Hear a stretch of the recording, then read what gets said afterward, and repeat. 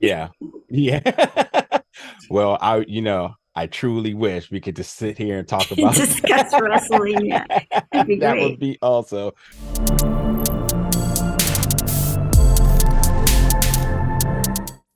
We're live in five, four, three. Let's begin, shall we? But nonetheless, my name is Nigeria Chambers of Big Gold Belt Media. And Catherine, it is a pleasure to talk to you today about the new series, Lessons in Chemistry, where you are now, right now, while you are the production designer for this, I just want to say you're all things art because you have such an extensive background as the art director. And I would imagine that you take those years of experience and knowledge and you just incorporate it into this new duty, but ultimately sort of a switch army knife. So whether I'm right or wrong here, could you tell me exactly how you do take such a extensive career as an art director and then plug that into a role such as a production designer? Well, it's just sort of the levels of the department. Like I started as a art department PA, and then I did coordinating, and then I got into assistant art directing and set designing, which is basically drawing technical drawings. Okay. Then art directing, which involves taking those drawings and supervising the construction. And then when you get to my job, you are basically designing the set, and you have these people to do the other jobs for you. Although it completely is, I mean, in terms of art direction, the ability to go into the mill and see it being built and understand what it is essential.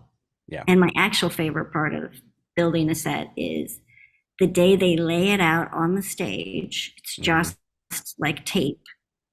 And then I can imagine if there's enough space, like what that space might look like all of the depth of the space, like looking down the hallway and imagining that without any walls at all. Like that's my favorite part.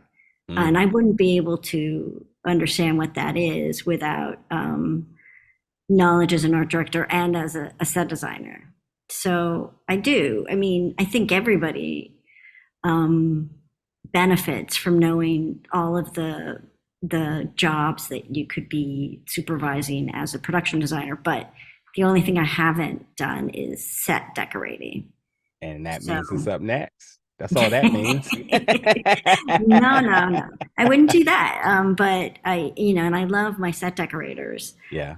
They do a job that to me is much harder to fathom. I mean, I know what I like. I'm a good editor, but they're really brilliant sometimes when they put things together. And Lori Mazer on this was absolutely brilliant. Yeah. I have so many questions. And, first off, this series is really fascinating. What an emotional journey. And I always attest Brie Larson as being one of the best actors when it comes down to taking us on an emotional ride. I think the first two episodes hits you one way. Actually, the first episode hits you one way. Second episode comes back the other way. The third episode brings you another way.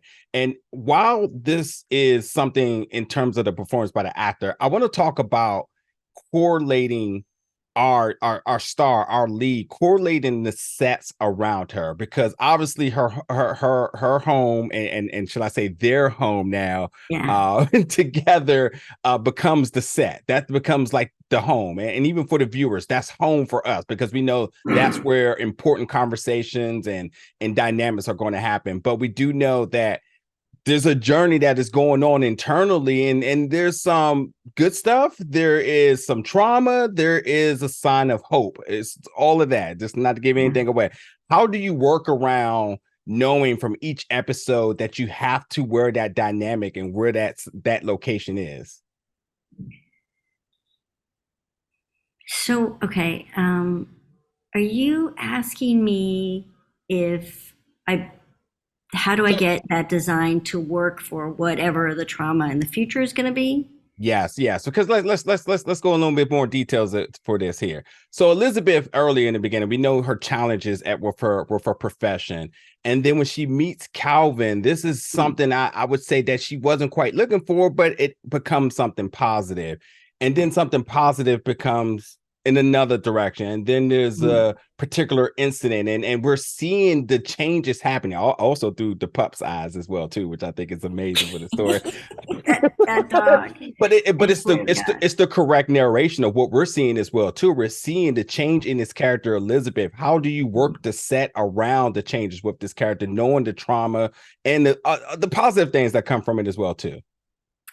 Well, you always go into a set thinking about what is going on at that moment. So, like at the beginning, when I designed Calvin's house, it was Calvin's, right? Yeah. Mm-hmm. And it was the kind of 1953, I think we start, and so it's basically an arts and crafts house, and but there are touches of it of maybe people who have been there before Calvin, Yeah. and then some more modern aspects of it. Like I could see Calvin going and buying himself a little bit more modern of a couch or something that was more comfortable, a little bit.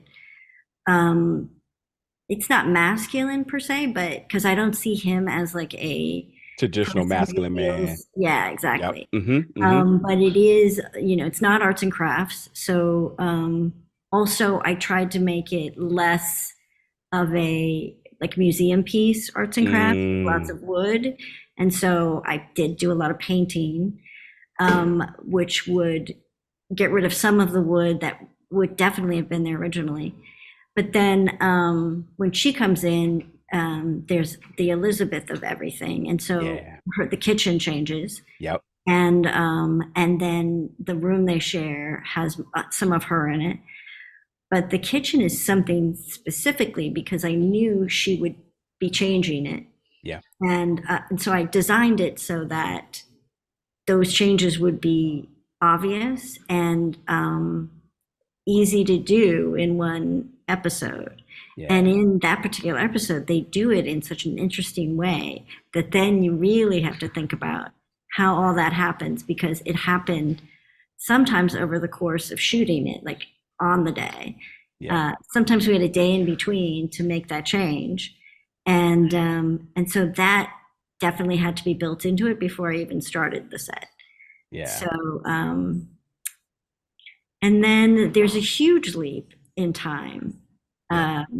where then you start to bring in and time and money because she gets the job for the TV station and Yeah.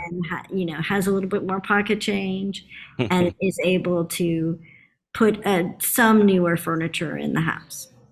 So there's all that. Yeah. Um, that Yeah. was fun. Yeah. That was a lot.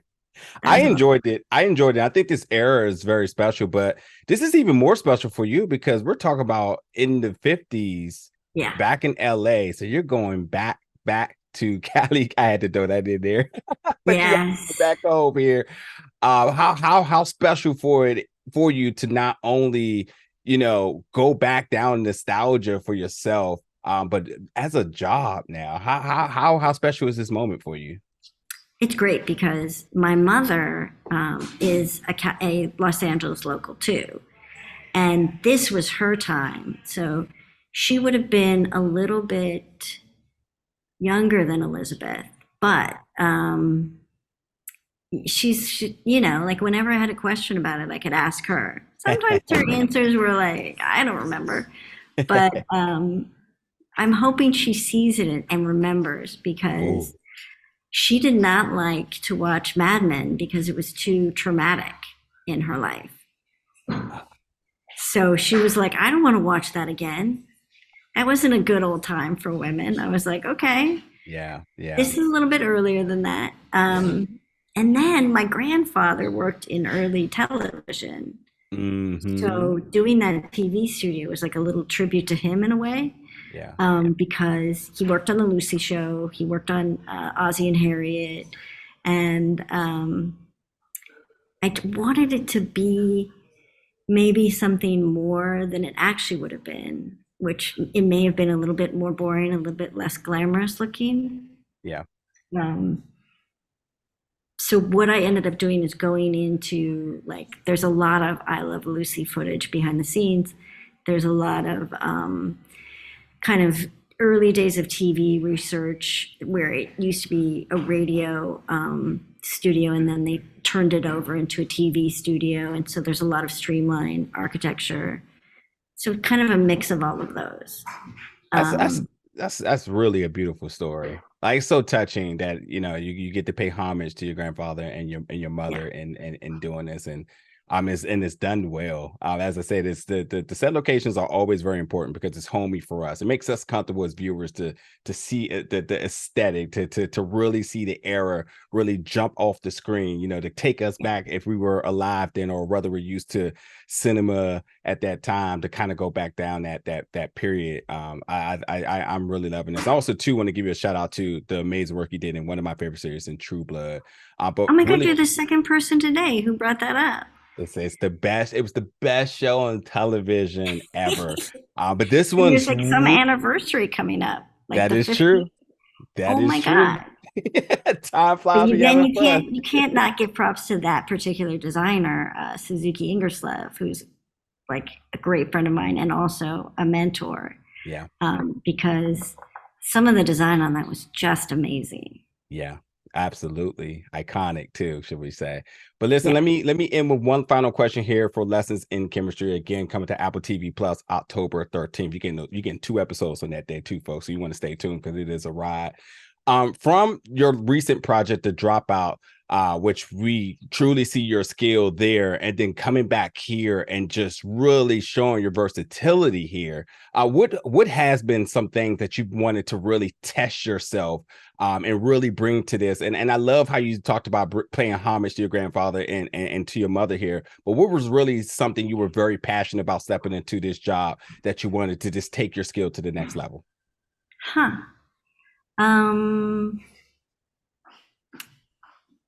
That's a really good question. I'm not sure I know the answer to that. It was very challenging because it was an era that was, I don't know how many years ago, 50 years ago, more than 50 years ago. Yeah. And of course, as you go further in time, it makes it harder to find things and to make it more realistic and more evocative of the time. So that was a huge challenge. The 50s was a huge challenge. Yeah.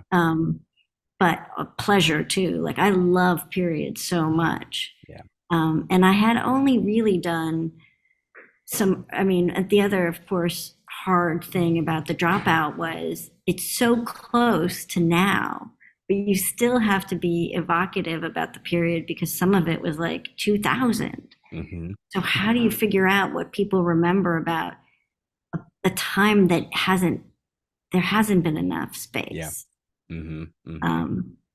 The 50s, of course, is easier because there's such a gulf of space that people will be surprised by many things. But it's challenging in so many different ways. Like, even the way electricity was back in the 50s, they didn't have safety, or what is that called? The line. Now it's like a 3-pronged. Yeah. Yep. And back then it was 2-pronged because they didn't have the ground No wire. regulation. Yeah, the ground. Mm-hmm. And of course, telephones were really big, but most of them were hardwired into your house instead of being able to move it from room to room. Yeah. So, like, even if you remember the era of actual telephones, you could always unplug it and then plug it into another outlet. But back then, they didn't do that. Yeah. If you had a telephone in a room, you better have a really long cord. Yeah. Oh, wow. Have we come a long way in society? Technology is so interesting. Well, Catherine, thank you so much for your time today. And again, folks, Lessons in Chemistry, your new favorite show, coming to Apple TV Plus October 13th. Thank you so much for your time and congratulations on this project. Thank you. I appreciate it. Absolutely.